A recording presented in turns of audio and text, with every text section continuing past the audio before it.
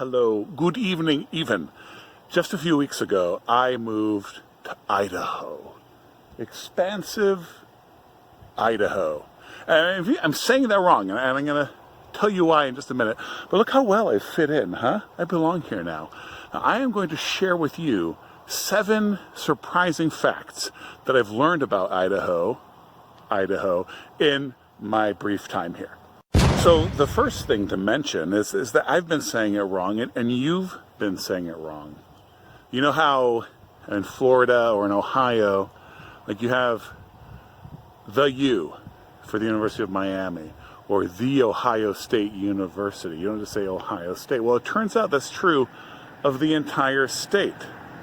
Locals, people from this state, don't say Idaho, they say the Idaho. Second fact, did you know, this surprises a lot of people, the Idaho has 2 time zones. That's right. So the panhandle of Idaho is on the same time as Oregon, that is mountain, and the rest of Idaho is on Central Time. People from Idaho are called Idanians. Idanians. I live here in North the Idaho, but 3 of the largest cities are actually in the south. So the 3 largest cities in the Idaho are Boise, Idaho Falls, and Pocahontas. Now, Boise is called Boise because of the French, of course. Some place names in the United States that were influenced by the French have lost their savor, as it were. So Detroit is Detroit, that O-I, and Des Moines is Des Moines. But Boise never went to boys. So Boise, there's some debate.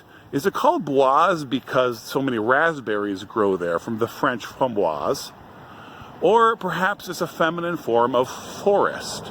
So there are forests and there are raspberries around Boise, but no one is quite settled on the true origins of the name. 2 more factoids for you about the Idaho.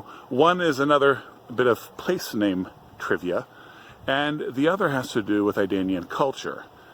And so, interestingly, Idanians have a quite unique culture. Many northerners are known for being cold and distant, but Idanians, the women especially, when they see each other on the street, they embrace, they usually give 2 kisses.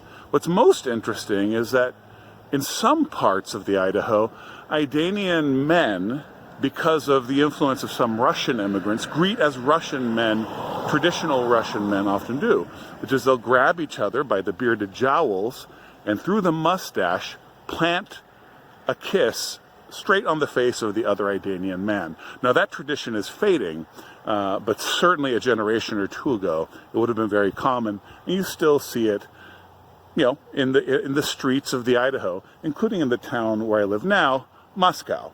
So this is the last factoid. I live in the town of Moscow, up in the north, in the Panhandle, and some people through the country, like my family is from Oregon, and they hate it when people in other parts of the country say Oregon, right? And so people in other parts of the country may call this city Moscow, but it should be Moscow. And that's because of Spanish missions that were in the area.